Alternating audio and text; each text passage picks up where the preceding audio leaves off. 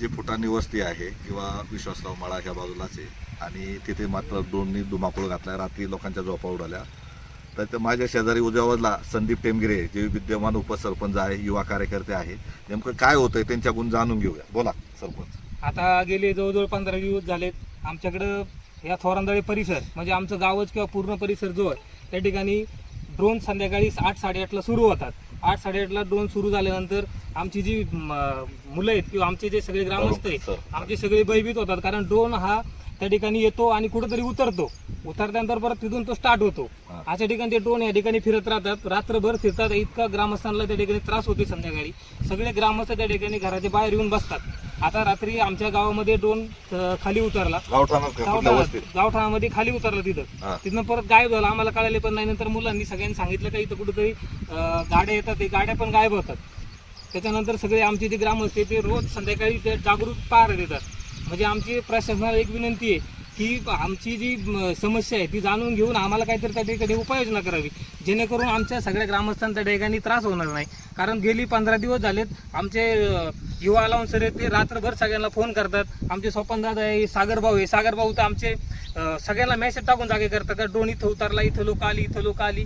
त्या ठिकाणी एवढे त्रास समस्या आम्हाला जाणवतात की रात्रभर आता हे सगळे रात्री सगळे जागलेले. मी स्वतः पण त्या ठिकाणी रात्रभर जागलेलो आहे. म्हणजे आम्ही एवढं करून प्रशासनाला विनंती करतो की त्यावरती योग्य मार्ग काढावा आणि आमच्या ग्रामस्थांच्या ठिकाणी एक सुटकेचा श्वास त्या ठिकाणी द्यावा ही आमची सर्वांची विनंती आहे आमच्या थोरांदळे ग्रामस्थांकडून. एकंदर ड्रोन किती होते काय पाहिलं तुम्ही? ड्रोन साधारण 2-3 फिरतात. आता हा फुटाणे मळ्याचा वस्ती हा थोडा लावूनच भाग असल्यामुळे संपूर्ण गावाचा चेहरा आहे.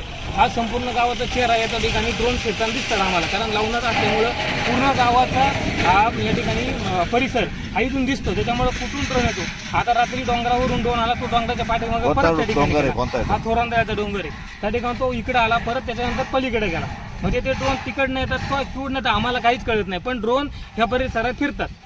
तर एकंदर हे ड्रोन फिरतात आणि काही चोऱ्या किंवा वाजवले दरवाजा, काय आवाज, काय चर्चा, काय अजून तशी काही चर्चा झालेली नाही. रात्रीची गाड्या येतात, अनोळखी गाड्या येतात, त्यांना नंबर नसतो त्या गाड्यांवरती. म्हणजे कोणताच त्या ठिकाणी नंबर आढळत नाही. किंवा काळ्या स्वरूपाचे मला वाटते काल रात्री स्कॉर्पिओ काहीतरी गाडी आली होती, पिकअप गाडी आली होती. म्हणजे त्याच्या अनोळखी समजतात किंवा अनोळखी गाडी असते जी कधी आम्हाला मिळतच नाही आणि त्या गाड्या गायब होतात. नंतर रात्री आम्ही सगळेजण त्या गाड्यांच्या मागे लागलो होतो, परंतु गाड्या कुठे गेल्या आम्हाला कळालेच नाही. काय तुमचं काय नाव? सागर विश्वासराव. आम्ही स्थानिक ग्रामस्थ इथलेच. आम्ही इथे शेजारीच राहिलोय. तर रात्री एका 9-9:30च्या दरम्यान इथं गणपत टेमगिरे म्हणून तर त्यांच्या बंगल्यावरती एक 4 ते 5 इसम आले होते आणि त्यांनी काहीतरी खिडक्या वाजवल्या. त्याच्यानंतर तिथे एक महिला आहे ती स्थानिक, त्यांनी भयभीत झाल्या आणि आरडाओरडा केल्यामुळे स्थानिक ग्रामस्थ सगळे जमा झाल्याच्या नंतर ते पळून गेले उसामध्ये. तिथून पुढे आमचं पूर्ण राखण म्हणजे सकाळी 4 वाजेपर्यंत सगळे जागेचे, झोपच नाही कोणाला. ड्रोन पण फिरतायत आणि चोर पण आहेत. त्याच्यामुळे भयभीत वातावरण भरपूर आहे. परवाच्या रात्री आमचे चुलते तर आमचाच विश्वासराव त्यांच्या बंगल्यावरती पण 3 गडी त्यांना आढळले होते, प्रकाश फुटाणे यांना. तर त्याच्यानंतर आम्ही तिथं पार दिल्याच्या नंतर ते गेल्याच्या नंतर तो ड्रोन पण आढळला. तर ड्रोनही तिथून गेला आणि ती गडी पण तिथून गेली. म्हणजे त्यांना सगळे त्यांचे ब्लूटूथद्वारे त्यांचे कॉन्टॅक्ट चालू आहेत का कुठून गाड्या येतात, कुठून माणसं येत आहेत, काय होतंय त्यांचं सगळे पारा चालू आहे. आणि जे बंद घर आहेत किंवा ज्यांच्या घरामध्ये गडी माणूस नाही आहे, फक्त महिला आहेत, असे त्यांनी सगळं वॉच केलेलं आहे. आणि त्याच घरावरती जास्त करून त्यांनी त्यांचं लक्ष आहे काही घर पडायचं. एकंदर जे ड्रोन फिरतात ते टेळणी करतात असा अंदाज? टेळणी करतात. 100% टेळणी करतात. आता प्रकाश फुटाणे यांचं घर एवढं येतंय तरी त्यांच्या त्या पार शेडच्या पत्र्याजवळ खाली आलो होतं का इथं आतमध्ये कोण कोणी राहिला. पण ते बाबा तिथं बाहेर झोपलेले असत म्हणून त्यांनी आरडाओरडा केल्यावरती लगेच आम्ही जागे झालो सगळे आणि तो लगेच ड्रोन पण निघून गेला. त्यांना ते सगळं माहिती आहे. कॅमेरा सुद्धा त्याला ना भरपूर मोठा आहे, ते लगेच कॅच करतात. नेमकं म्हणजे टेळणी करून चोऱ्या करतात. त्यांची आता आमच्या गावात पहिल्यांदा सुरुवातीला चालू झालं ना त्यावेळेला चोऱ्यांचा काही विषय नव्हता. पण त्यांनी 2 दिवस जवळजवळ त्यांनी सगळ्या पूर्ण गावाचं हे केलं, पाहणी केली ड्रोनद्वारे. 4 ते जवळजवळ 5-6 ड्रोन आम्ही स्वतः सगळ्या ग्रामस्थांनी बघितलेले. तर त्यांनी पाहणी केली आणि त्याच्यानंतर कालपासून थोरांदळ्यामध्ये परवापासून घर फोडायला सुरुवात केलेली. जशी लोक आमची पंढरपूरला गेली तसं इथं त्यांचा धुमाकूळ चालू झालाय. बरोबर आहे. काय नाव तुमचं? काय ड्रोन बाबत काय माहिती तुम्हाला? आता ड्रोन हे रोजच येतात इथे, त्यामुळे काय पूर्ण भीतीचं वातावरण पसरलेलं आहे. आता आमच्या शेजारी गणपत बाबाजी टेमगिरे त्यांच्या घरावरती रात्री चोरटे आले होते. तर 4-5 जण होते घरी. तर मग ते खिडकी वाजवली त्यांनी. त्यानंतर मग ते मनीषा म्हणून आहे, त्यांचे मिसेस आहे. तर मग ती जागी झाली, घाबरली. मग आरडाओरडा केला तिने. आणि मग आम्ही सगळेजण तिथे गेलो. तर एकंदर ड्रोनमुळे भयभीत झाले. काय नाव तुमचं? स्वप्नील टेमगिरे, हा. एक युवा अनाउन्सर आहे. हां आणि खऱ्या अर्थानं जवळपास गेले 15 दिवस झाले ड्रोन आणि जे भीतीचं वातावरण आहे केवळ आपल्या ह्या पंचक्रोशीत नव्हे तर संपूर्ण आंबेगाव असेल, जुन्नर, खेड, शिरूर ह्या भागामध्ये खूप मोठ्या प्रमाणावरती ड्रोनचं हे भीतीचं वातावरण तयार झालंय. आणि खरोखर आमच्या या गावामध्ये प्रथमतः आम्हाला ड्रोन आढळले तो हा इकडला पलीकडला मानकाईचा डोंगर, त्या डोंगरावरून ते लँडिंग व्हायचं आणि संपूर्ण गावावरती आणि ह्या ठिकाणाहून ते पहारा देत होते. पहिले 2-3 दिवस ह्या डोंगरावरून झाले. नंतर पलीकडे आमचा थोरांदळ्याचा डोंगर आहे, त्या डोंगरावरून त्यांचं लँडिंग झालं. बरं, ते लँडिंग होत असताना डोंगराच्या पलीकडे पण ते जातात आणि अलीकडे पण येतात. त्याच्यामुळे एवढं भीतीचं वातावरण निर्माण झालं होतं की रात्रभर आम्ही पहारा द्यायचा आणि दिवसभर काम करून थकून आल्याच्या नंतर सुद्धा आम्हाला एवढा पहारा द्यायला लागत होता. वैयक्तिक मी असेल, संतोष फुटाणे टायगर असेल किंवा बरेचसे प्रत्येक माळ्यामध्ये लोक अशी बसून आहे. वैयक्तिक आम्ही सुद्धा तब्बल 5 वाजेपर्यंत, सकाळी 5-5:30 वाजेपर्यंत पहारा देऊन घरी जायचं, झोपायचं किती आणि त्याच्यानंतर शेतात दिवसभर राबायचं. 1-2 तास सुद्धा आम्हाला म्हणजे सुखाची झोप भेटत नाही ह्या गोष्टीमुळे. आणि 2 दिवस झाले, 2 दिवसापासून तर म्हणजे चोरट्यांचा सुद्धा सुळसुळाट झालेला आहे. काल सुद्धा या ठिकाणी इथं एक घरी जे चोरटे आले होते त्यानंतर इथं पाटावरती एक गाडी आम्हाला संशयित गाडी आढळण्यात आली. आम्ही त्या गाडीचा पाठलाग करत असताना, गाडीपर्यंत जात असताना ती गाडी आम्ही तिथपर्यंत जातोवर गायब झाली. आणि गाडी अशी की म्हणजे डायरेक्ट लाईट वगैरे बंद करतात. ड्रोनची जी लँडिंग आहे ते त्या गाडीवरून सुद्धा लँडिंग होतं कधी. आणि काल आम्ही पाहिलं गाडी आणि ड्रोन सोबतच चालला होता. आणि ड्रोनचे आम्ही ज्यावेळेस ड्रोनवरती बॅटरी दाबली त्यावेळेस ड्रोनच्या लाईट बंद झाल्या. लाईट बंद झाल्याच्या नंतर ड्रोन जागेवरती त्या गाडीवरती उतरल्याच्या नंतर ती गाडी बॅटरी लावून आम्ही तिथपर्यंत जातोपर्यंत गाडीने लाईट बंद करून गाडी कुठं गेली आम्हाला सुद्धा कळलं. आणि चारही बाजूचे रस्ते आम्ही पॅक केले होते तरी सुद्धा गाडी गायब झाली. म्हणजे हा आमच्या समोर मोठा प्रश्न आहे की मग जर ह्या गाड्या येतात तर ह्या गायब होतात कुठं, यांना चोरवाटा माहीत कुठं, ज्या आम्हाला आमच्या गावात चोरवाटा माहीत नाही ह्या त्यांना कशा काय माहीत झाल्यात. आणि संशयित पद्धतीने गाड्या सुद्धा भरपूर प्रमाणात वाढल्यात. ब्लॅक स्कॉर्पिओ सारख्या गाड्या असतील, ब्लॅक स्विफ्ट असेल, ह्यासारख्या गाड्या, पिकअप सारख्या गाड्या असतील, ह्या गाड्यांच्या माध्यमातून ते चोरटे येतात आणि त्या ठिकाणी. आणि वैयक्तिक म्हणजे ते बंद लाईट करून ड्रोन जास्त फेऱ्या घालतो. आज जर या ठिकाणी एका ठिकाणी दिसला तर दुसऱ्या ठिकाणी दुसरा ड्रोन असतो. असे बरेचसे त्यांचे आता ती टोळी किती मोठी काय याचा आपल्याला सुद्धा अंदाज नाही. आणि याच्यावरती म्हणजे असं शासनाने किंवा त्या ठिकाणी स्ट्रिक्ट ऍक्शन घेतली पाहिजे एवढी त्या ठिकाणी एक विनंती आहे. काय नाव तुझं? प्रवीण फुटाणे. हा बोला. काय ड्रोन बाबत काय माहिती? ड्रोन बाबत रोज ड्रोन येतो. हा. रात्री आला होता डोंगराच्या कडेकडेने असंच येतो बारडेवरून इकडं. म्हणजे एकंदर ड्रोन आणि चोऱ्या काही समीकरण वाटते का? हो, 100% समीकरण आहे ना. हा, कारण काय होतंय बराच वेळा काय म्हणतात बुवा ड्रोनचा काही संबंध नाही चोऱ्यांशी, पण आता जिथं जिथं आपण जातोय तिथं लोक म्हणतात ड्रोन आणि चोरीचं प्रमाण खूप वाढलेलं आहे. हा, रात्री ते इथं मनीषा गणपत टेमगर त्यांच्या ते चोर आले होते. आले होते ते ना महिला खूप घाबरली. गावामध्ये ना? रात्रभर जागीच होतो आम्ही सर्वजण. ते हा, म्हणजे एकंदर प्रशासनाने उपाययोजना केलं पाहिजे. बोला, तुम्हाला परत बोलायचं. हा, तर जे ड्रोन आणि चोरीचं हे जे आपण समीकरण म्हटलं, आता तुम्ही म्हटलं समीकरण आहे का, तर हे 100% समीकरण आहे. कारण ज्या वेळेस आत्ता आम्ही या ठिकाणी एक रामदास शेठ विश्वासराव यांच्या बंगल्यावरती ज्यावेळेस चोर आले त्यावेळेस आम्ही ते चोर पाहिल्यानंतर जवळपास 20-25 जण मुलं त्या घरावरती गेले असताना ते पळून गेले.